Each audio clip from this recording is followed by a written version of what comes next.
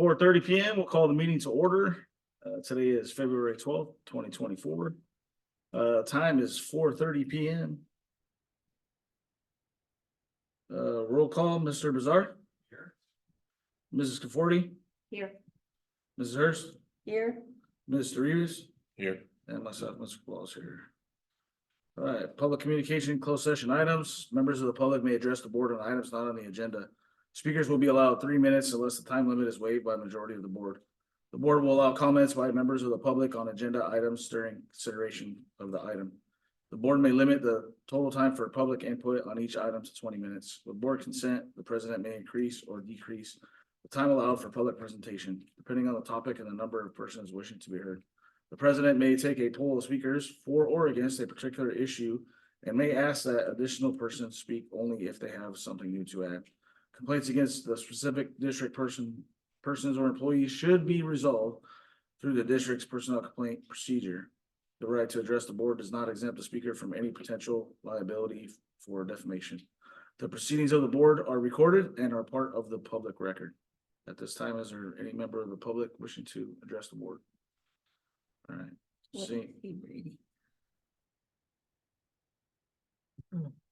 Seeing none, we have closed session at 4:32 p.m. Just so everyone knows. All right, 6 p.m. The February 12th board meeting will be now back in session. Flag salute is going to be led tonight by a couple of the ladies from the Descendants place. So if you guys want to come up and, or just one, I guess, we'll let your friend off the hook. Everybody please stand. Ready, salute. I pledge allegiance to the flag of the United States of America and to the republic for which it stands, one nation, under God, indivisible, with liberty and justice for all.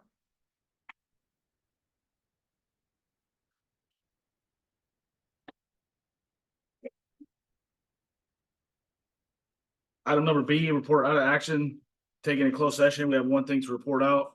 In closed session pursuant to California Educational Code 35160, voted unanimously to delegate Stanislaus County Superintendent of Schools Scott Kuykendall authority and to delegate the authority as he seems fit to administer and take final action with regards to the pending complaint filed by district employee Vanessa Cron. This delegation is implemented due to the fact that the majority of district board members have conflict of interest and cannot take any action on this pending complaint because they are named as respondents in this complaint, and that passed 5-0.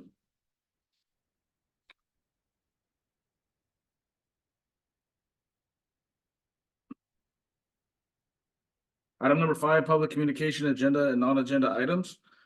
Any person wishing to comment on agenda and non-agenda items may do so. Please step up to the podium and state your name. It would be appreciated if you would limit your comments to 3 minutes. California law prohibits the school board from taking any action on any matter which is not on the posted agenda unless it is determined to be an emergency by the board. Per board policy BB 9323, individual speakers may be allowed 3 minutes to address the board on each agenda or non-agenda item. The board may limit the total time for public input on each item to 20 minutes. With board consent, the president may increase or decrease the time allowed for public presentation depending on the topic and the number of persons wishing to be heard. The president may take a poll of speakers for or against a particular issue and may ask that the additional persons speak only if they have something new to add. At this time, does anybody want to address the board from the public? All right. Item number 6, approval of the agenda. Could I get a motion? Motion that we approve the agenda. I'll second. Janice. And Mr. Rizar. Ms. Conforti. Ms. Hurst. Aye. Ms. Rivas. Aye. And Ms. Cabral, myself will say. Item number 7, information discussion items. Item number A, Newman Crozani musical, The Descendants. Come on. Sit in the front. Yeah.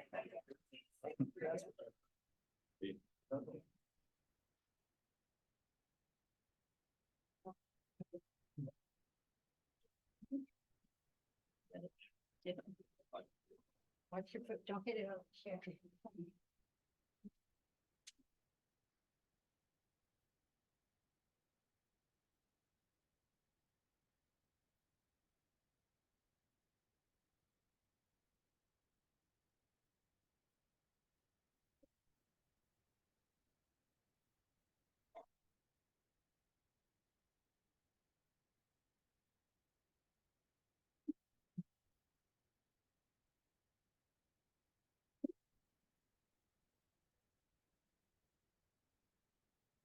everybody. My name is Coral Munoz. I am the stage manager for the district's musical theater program. We have been in existence. This is our 17th year. Yes, very proud of that. And I have been with it since the beginning, and I've seen it grow. I've seen generations of siblings go through it. And this year we are doing Disney's Descendants as our show. Fun for the whole family. Opening night is sold out. You can see me bored. But we do have 5 other performances that have fun things going on for them. One night we're doing a Disney costume contest where if you come dressed, you get a free popcorn on top of the show. So see the poster. We have posted it all downtown. It's also on the website for the school district. But some of our kids, a group of our kids have come to perform for you tonight, one of the songs from the show. I would like to hand this over to them now and let them entertain you.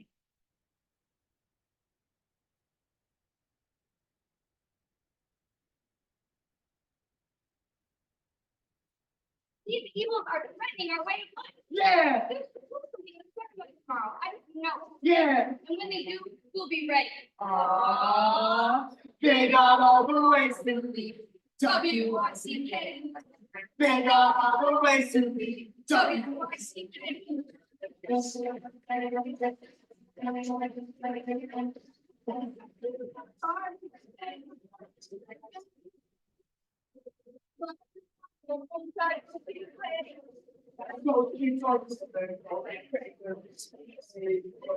I'll roll these in.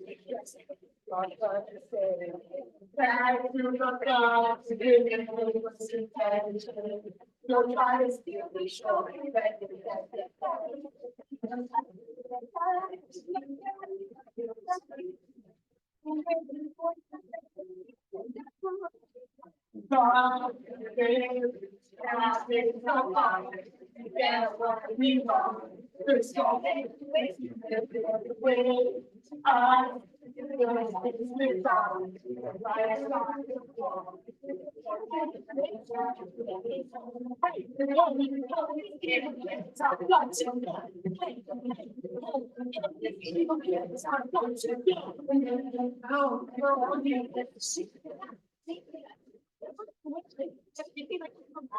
No, they're the monsters. What the heck are we supposed to do now? Sleep in our thoughts, right? We'll go get ourselves a wine. No. My mom got angry dog. There's a left about the ones into the yard. So I have your time to everything. Good. Get the dog. And I'll be ready to run.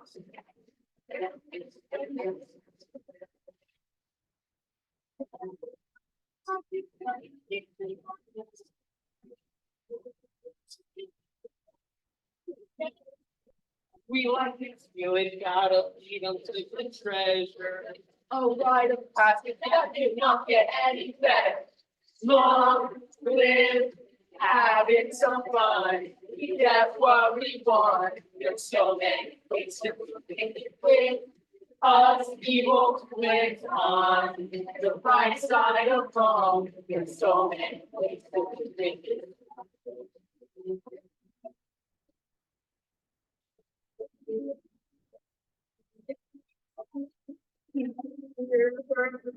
Voice in my head, in my hand.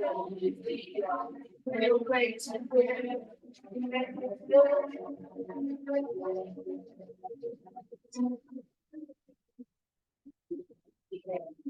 We got all the ways to be W-I-C-K.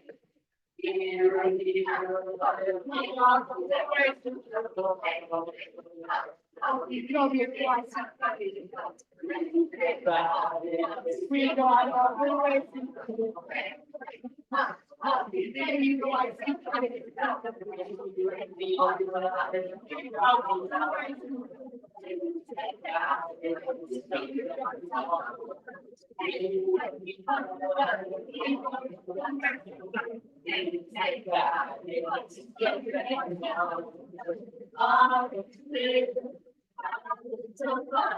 We get what we want. There's so many ways to be free. But we go it for long. That might slide along. There's so many ways to be free.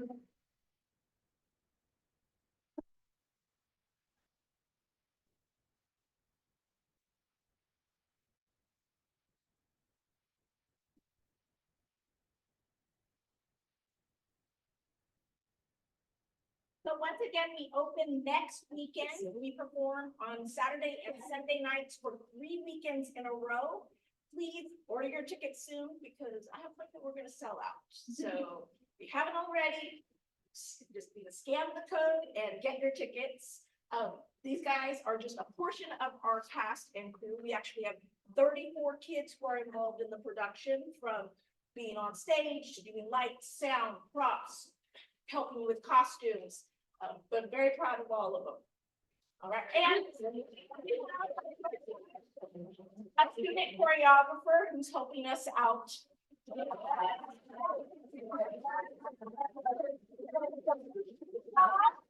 He taught them. So yes, but thank you, and we'll see you at the show.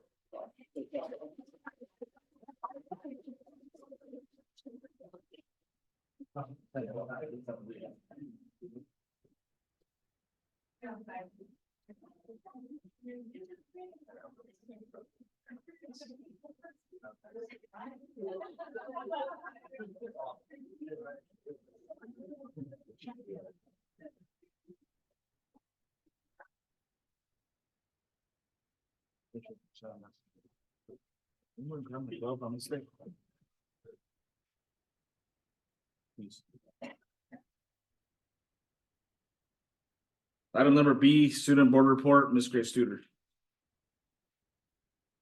Hello, everyone. This month at Oristimba, we wrapped up Winter Homecoming Week on February 2nd with our winter rally. Following our rally was supposed to be our homecoming boys basketball game, but unfortunately, Mariposa forfeited. The following day, on Saturday, February 3rd, we had our winter homecoming dance. Overall, everyone seemed to have fun and we had a great turnout.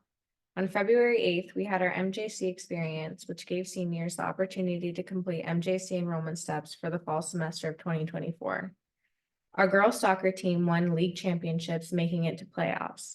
They lost in the first round of playoffs against Ripon 3-0, and our boys soccer team took second place in league, then lost playoffs against Wheatland 2-0. Both teams came very far. 3 of our wrestling team members qualified for sections. Bryce Graham, who is third place in his weight class in league, Richie Ebert, and Mikey Santos. We will be having our second apprentice/career expo Friday, February 23rd in the OHS gym. There will be tables of apprenticeship and career opportunities that will be talking to students about different options post-high school that may not exactly require the college track. Our varsity girls and boys basketball teams are both undefeated in league, and both teams are headed into playoffs this week. Girls basketball will be playing an away game tonight against Argonaut High School, and the boys basketball team will be playing a home game tomorrow against West Campus High School. Also tomorrow, students who signed up for the FFA World Ag Expo will be leaving early in the morning to Tulare Expo Center. On April 27th, the OHS band will be attending for the first time the NCBA Ensemble Festival, which is a concert and performance competition. There will be a community town hall meeting on human trafficking at Yola Middle School to raise awareness around human trafficking on March 21st. Thank you. Item number C, attendance awards, Mr. Gonzalez. Okay, so for this month or for last month's attendance, let's say we have some repeat schools. For staff, we have Bonita again.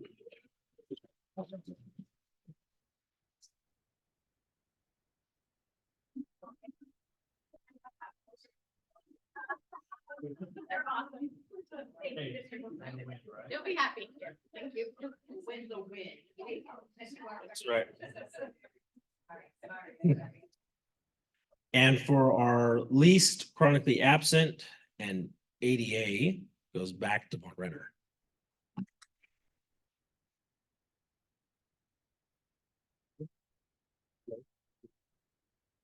Thank you. Thanks, sir. Item D, Dale Scott presentation on voter survey results for potential bond initiative for November of 2024.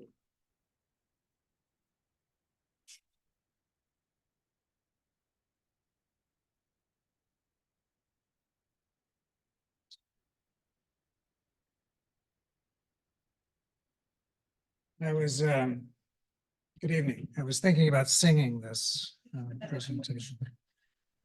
But I think I'll hold off tonight. I'm going to take you not through every page. I think you have a copy of it in front of you. It's going to come up on the screen in a minute.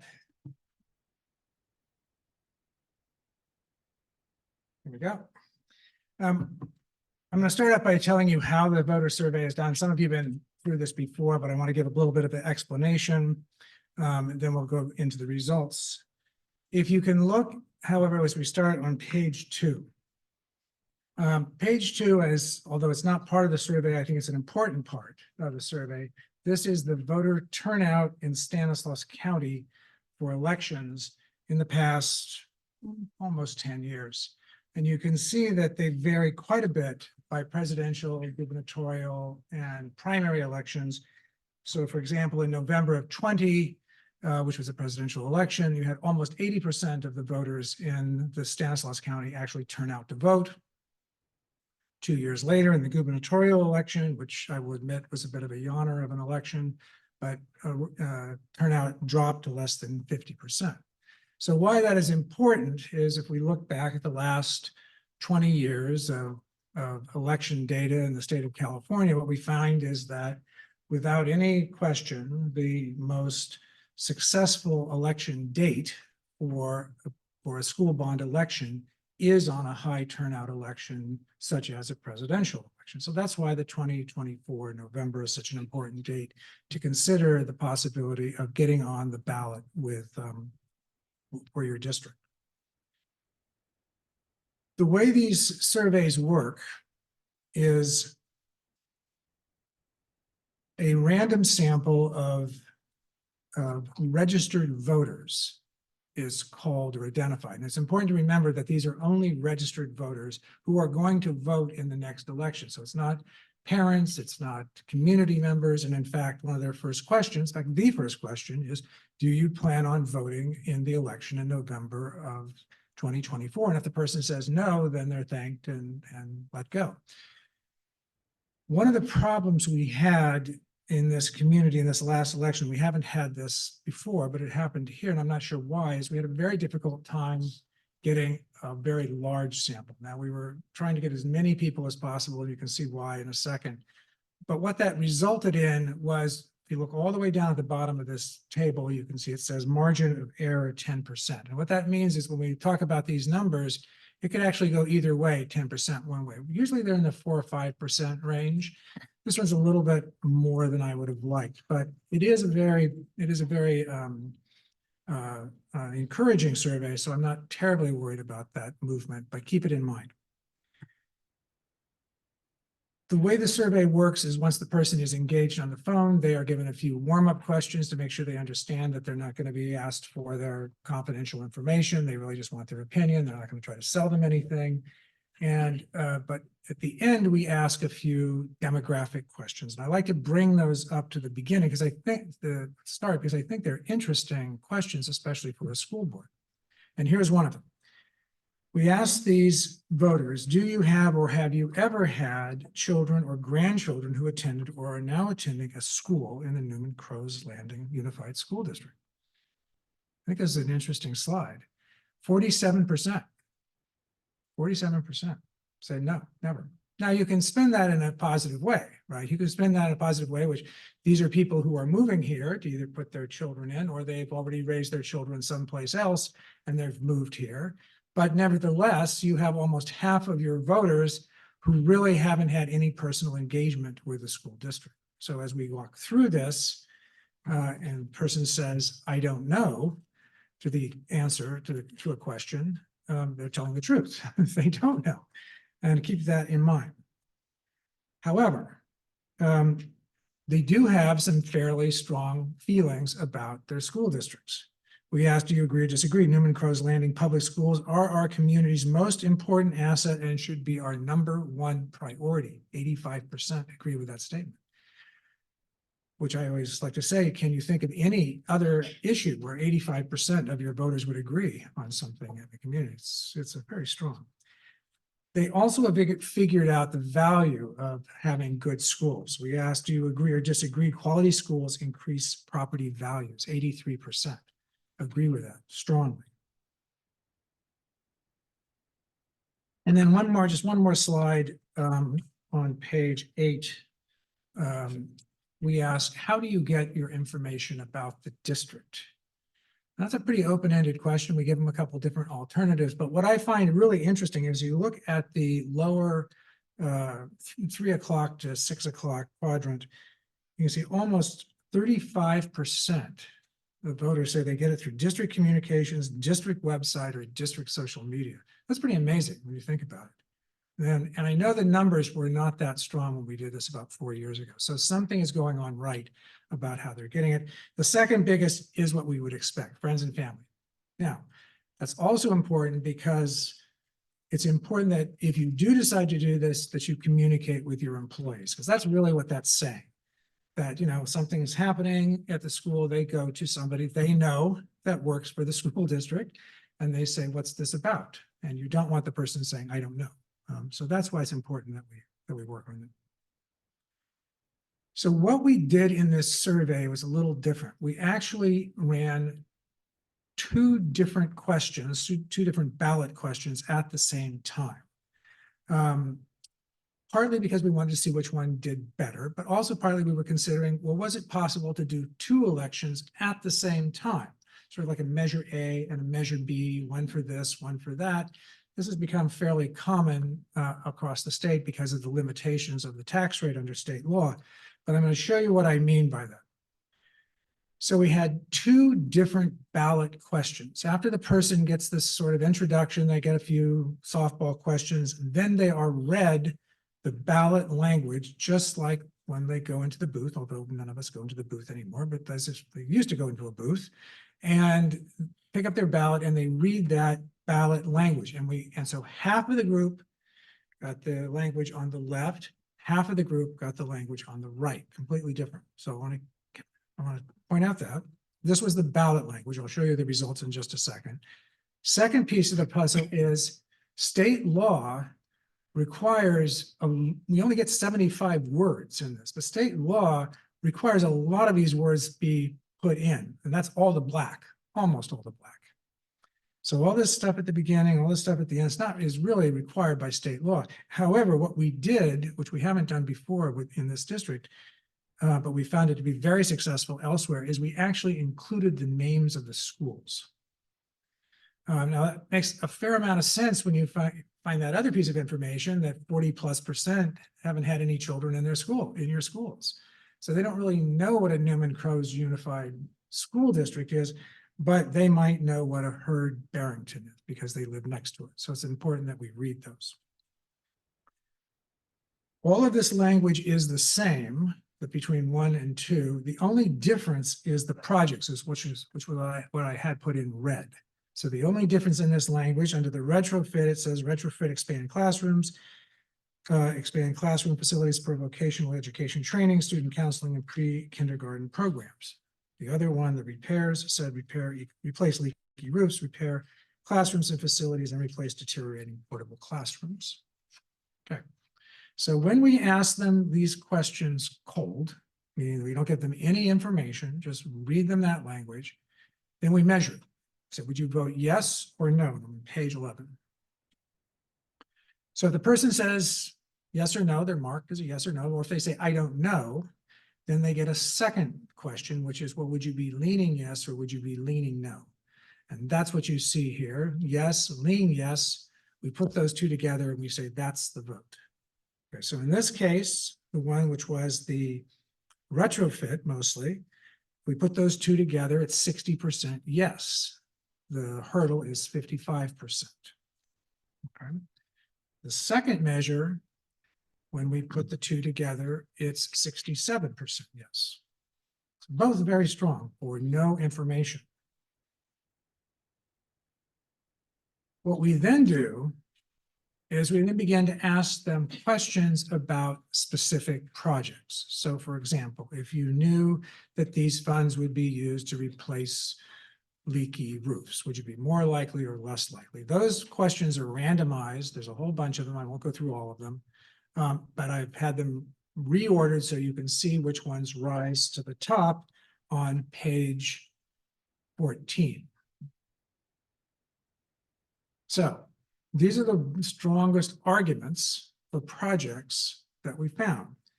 Repair and replace leaky roofs, provides additional special ed classrooms, which is very interesting. Both of those near 80%. Yes, I would be more likely. Expand vocational education career, replace deteriorating portable classrooms, and rehabilitate and repair PE facilities, which is especially interesting. It's very rare that you see that in the top 5. If you were to then go forward, we would take this information and we would rework that ballot language, obviously, to make it be more representative of what people are hoping to see and hoping to have, so they get a better idea of what the needs that they really care about are going to be addressed. I think that's the most important part. And then there are many of those projects that's not saying you can't do them. They just, you know, and I'll go to the end. As you can see, there are many pages of this. But if we get down to page 16, no shock here, construction administration building. No shock. That gets still 35%. Say, yes, I'd be more likely. I'd say that's a yes voter. Just going to vote on that way. But that's really what we're trying to do, is figure out what arguments, what projects resonate with the voter. We also, it's titled taxpayer protections. I actually think of it more as sort of attitudinal questions. Information that once the voter knows, would it make them more likely or less likely to vote for the bond. So if you look at page 18, and I don't think you'll be shocked by this, we asked the voters, if you knew that these funds could not be taken by the state and spent elsewhere, would you be more likely or less likely? And that resonated strongly within your voters. 80% said they would be more likely to vote for the bond if they knew that. And that goes all the way down through many projects would qualify for state matching funds. Funds would not be used for administrator salaries. Full public disclosure of all spending required, all well above that 55% threshold. So once the people hear what's happening to the money and how it's going to be treated and the protections, they're much more inclined to say yes. And then finally, we asked them on page 20 about the tax rates. And these, by the way, are randomized when they're asked to people. So it's not like, well, if you don't like 60, how about 50? And so some people get the high first, some people get the low first, and then you can see where they end up. There's really not much difference between the tax rates. The $60, as you would expect, is the worst. The lower amount, 38, is the best, but the difference between 38 and 49 is not huge. I'm not a real believer that the tax rate makes a huge difference. I think it makes some difference, but not a huge difference. If people are generally a yes voter, they're a yes voter. If they're a no voter, they're a no voter. And the tax rate kind of helps, gets the person in between decide where they're going to go. Okay, so once we've told them the dollar amount, once we've told them the taxpayer protections, once we've told them the projects, then we go back again and we ask them, now that you've heard this information, would you like to change your vote? Well, we don't actually ask them that. We just ask them, how would you vote after hearing all this new information? So the retrofit goes from, again, we're combining the yes and the lean yes, that goes from 67 up to 77% yes. Very strong. The repair, oh, I'm sorry, that was the repair. Wrong one. I jumped a page. That was 74%. That was the retrofit. The repair, I can figure out how to go back here. There we go. The repair is 74, the retrofit is 77. Really both strong. I mean, very, very strong.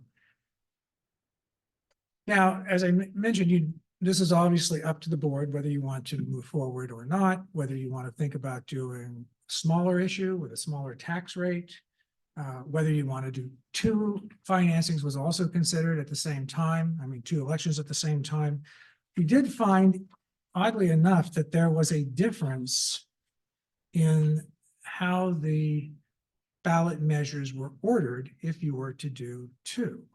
So for example, if you look on page 24, you can see when we read the first question was the retrofit.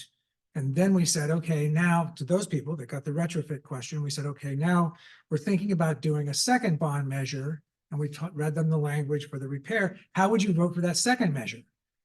Those people said 68%, said 68% yes. So this first question was 77. The second question was 68. That second group that got the repair first, they, for some reason, didn't like the second piece. So I think the order makes a difference. They were at 73 to start. They dropped down to 56% on the second one. So there is a little bit of danger of putting two on the same time, not of losing them both, but of losing them one. I will say, I've never seen that. I've never seen two measures of the same time split.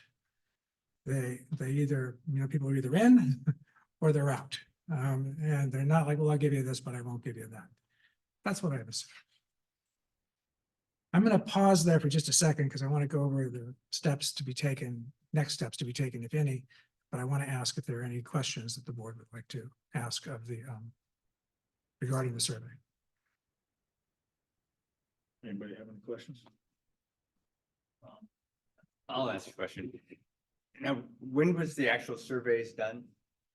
Back in The surveys were done.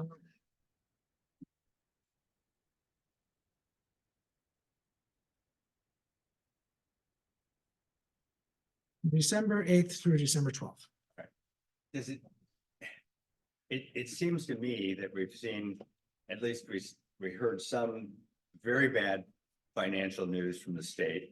And then we seem to hear maybe a backtracking on that financial news, and we may hear bad financial news in the future. And I know it's just speculation on your part, but does that seem to you to bode well for a bond issue in November? Or does it seem to you that this is just something you can't worry about and you just say? Yeah, I honestly don't think most voters follow the state economic news regarding education. I just don't think so. I think that, and I don't mean to be overly glib about this, okay, but I really do think there's something to this. And can I have just if I can just tell a quick story, I think it would help illustrate it. Some time ago, I was interviewing a political consultant for a job down actually in the Central Valley. And he said, and maybe I told you this before, I apologize if I did, but he says, Dale, he says the voters are like my parents. That's an interesting comment. He said, my father, super conservative, never going to vote for a school bond ever. Doesn't matter what you tell him. And he votes in every election. Every election. So my mom, she's not quite as conservative as my father. She would like to vote for the school bond, but she's got to make sure that it's going to be good for the community and good for her family. And she votes most of the time. And my sister, very busy. She's got a couple kids. She's never seen a school bond she doesn't love. She'll vote for any school bond, but she doesn't vote very often. He says, so here's what we're going to do. We're going to ignore my father. We're going to figure out what election my mother votes in and get her the information she needs. And then we're going to figure out what election my sister votes in. And that's the one we're going to target. So, it's a little manipulative. I get it. But I think he's got a good point that there's some people you just can't move. And you want to get the information that the people need to let them know, not so much what you're going to get, but what they're going to get out of that. And you can see that in those first couple of slides when people saw how much they believed that quality schools made a difference in the value of their property. That's kind of the issue that people fear. So, anything else? I don't have a question, but my son's classroom is leaking, so I would say repair it. That's just me. My son's classroom is actually leaking, so I'm going to repair it. Oh, yeah. But there's a lot of roofs leaking. I'm sure. Well, it really is. Okay, let's go back to the 24 election. It's it is coming at us pretty quickly. The survey, which has now been completed sometime between now and late spring, early summer, the board has to decide whether they want to proceed on this. Obviously, we'd like direction prior to that, so we can put stuff together or not, in terms, including some direction on which we'll work with staff on project size, et cetera, et cetera. I want to note that to place an item or a bond on the ballot requires a 2/3 vote of the board, meaning it requires 4 yes votes of the board to place that on, not a simple majority. 55% to pass the bond from the voters, but 2/3 for you. That would have to take place April, May, June sometime. That's pretty much it for me. Again, I'm happy to answer any additional questions. Any other questions? All right, thank you, sir. Thank you. Good night.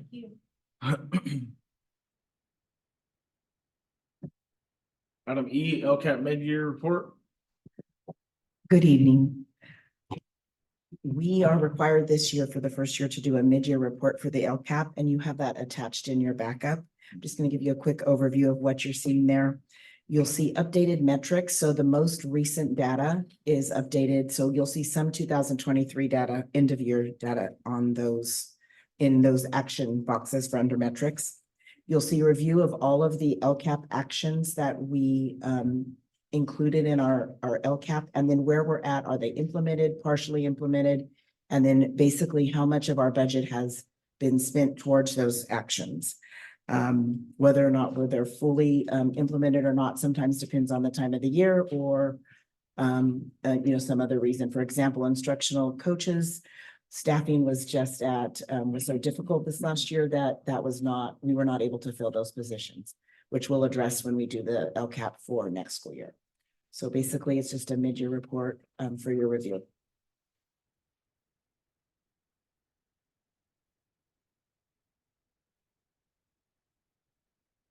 Any questions for Ms. Bencourt for the LCAP? All right. Consent calendar, item 8. Consent calendar items are routine in nature and usually do not require board discussion. Individual items may be removed by board members and presented for discussion in separate action. The consent calendar will be adopted by a roll call vote. Can I get a motion to approve the consent calendar as listed? I'll make a motion. I'll second that. Mr. Bazar, Aye. Ms. Conforti, Ms. Hurst, Mr. Rivas. Aye. And myself was aye. Passes 5-0. Action items, item A, selection of the 2024 delegate assembly candidate. Yeah, there's 3 names forward and we're not making a recommendation of anyone. But Jolene Daly out of Modesto City Schools. And we have Paola Maldonado out of Turlock Unified and Lourdes Perez from Ceres Unified. So I don't know if you don't recognize any of the names. I don't. But we will need a motion on one of them. I would like to make a motion for Paolo Maldonado from Turlock. Second, Second.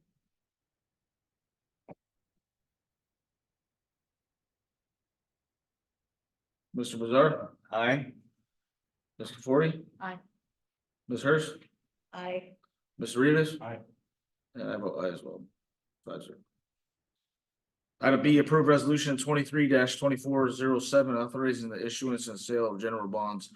Election of 2020 Series A in the aggregate principal amount of not to exceed 5 million and approving all related documents and actions, including bond purchase agreement and preliminary official statement. Motion. I'll make a motion. Second, I'll second it.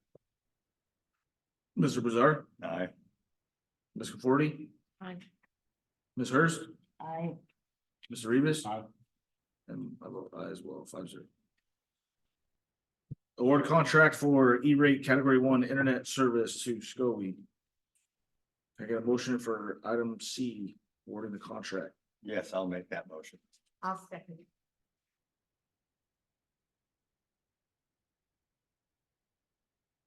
Mr. Bizarre, Aye. Mr. Forty, Aye. Ms. Hurst, Aye. Mr. Rivas. Aye. And Mr. Corral votes aye as well, 5-0.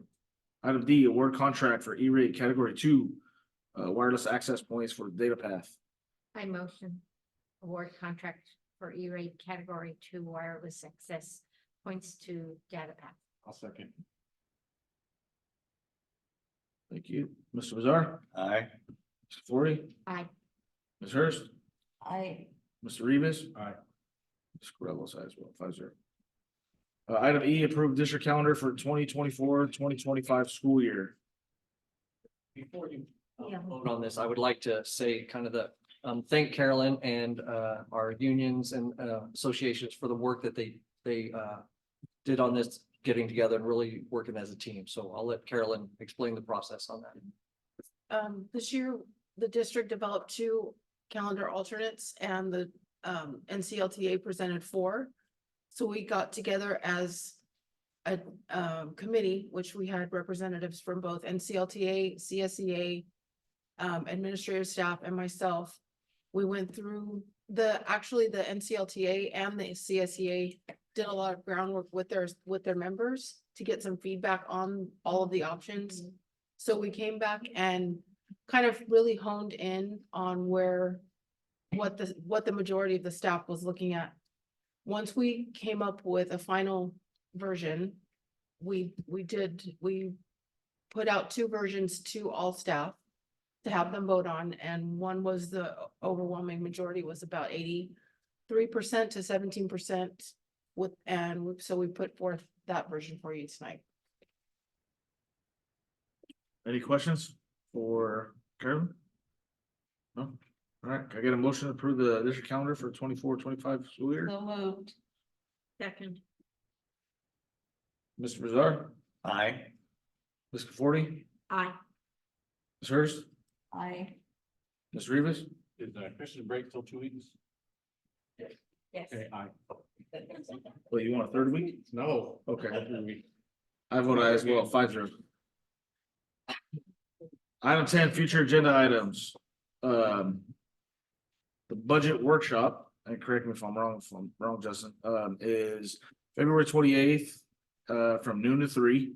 We're gonna be going over our financial budget workshop with the board and Carolyn to see what we can do with this year's budget coming up, so. And then who had the Bonita spotlight for today? For next month?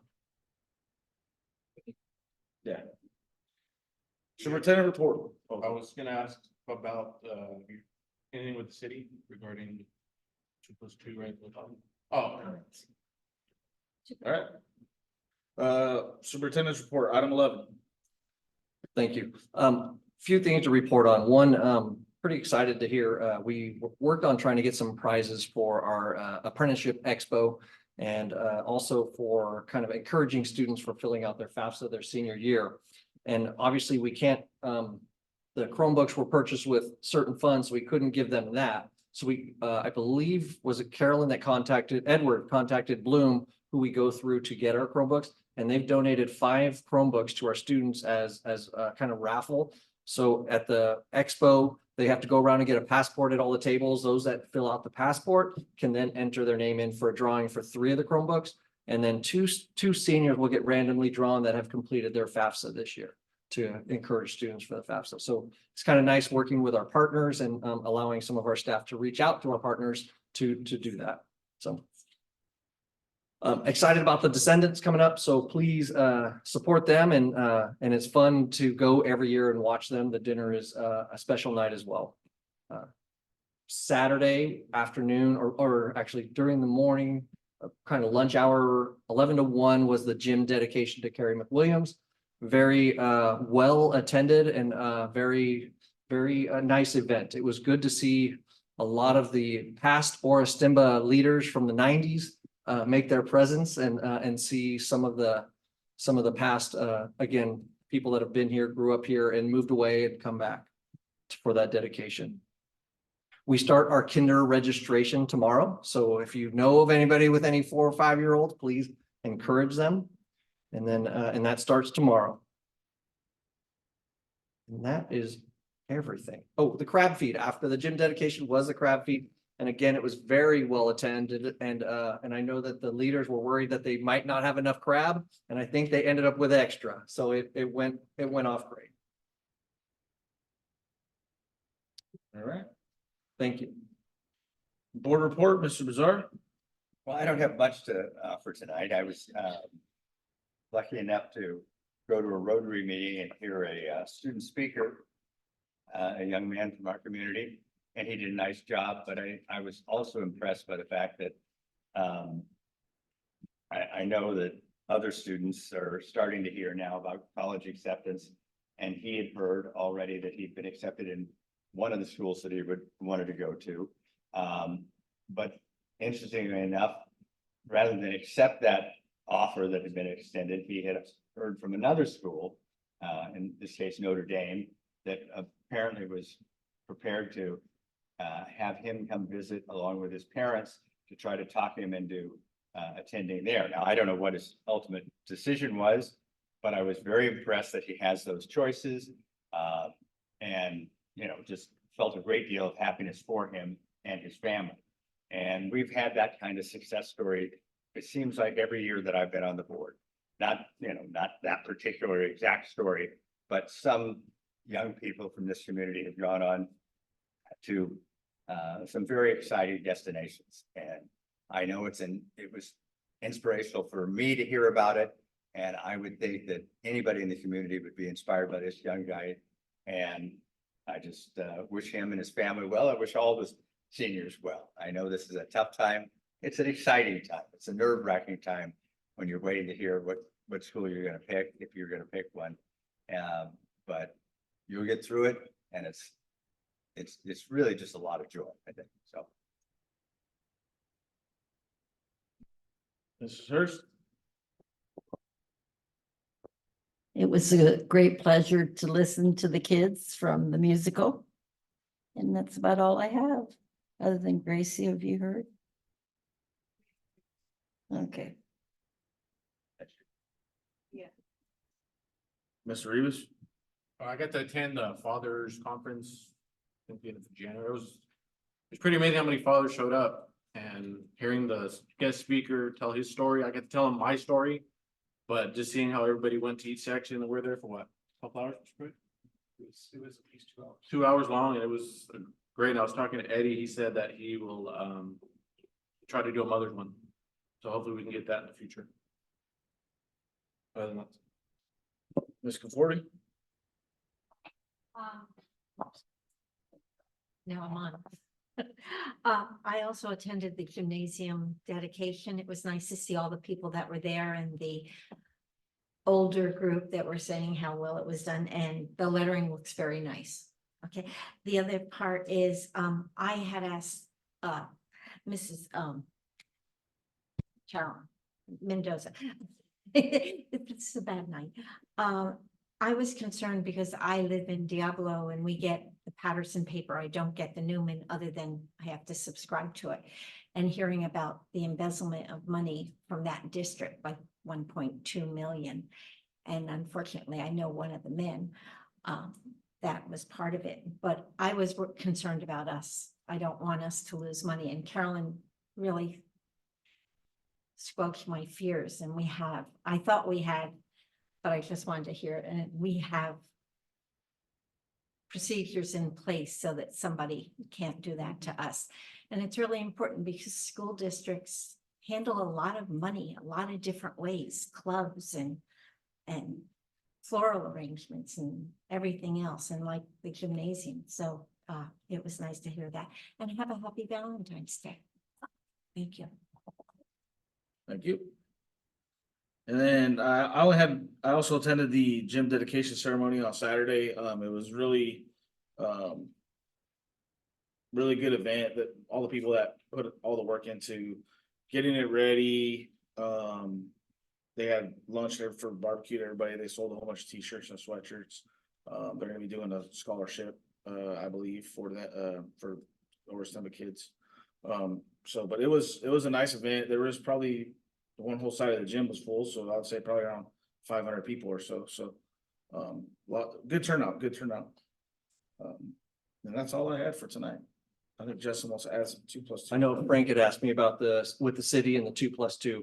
I met with Michael Holland last Friday and I know I sent you guys as far as kind of what was going on, but Michael and I are both looking very positively towards meeting together and starting the 2+2s again. So you'll be hearing more about that as we go. And I believe 2 of you are on that, will be on that, correct? I think that was already assigned back early. So we'll get those names, we will get them scheduled and we will start making those happen again. All right, with that, what time we got? Yeah. 49. Make a motion, to close, second?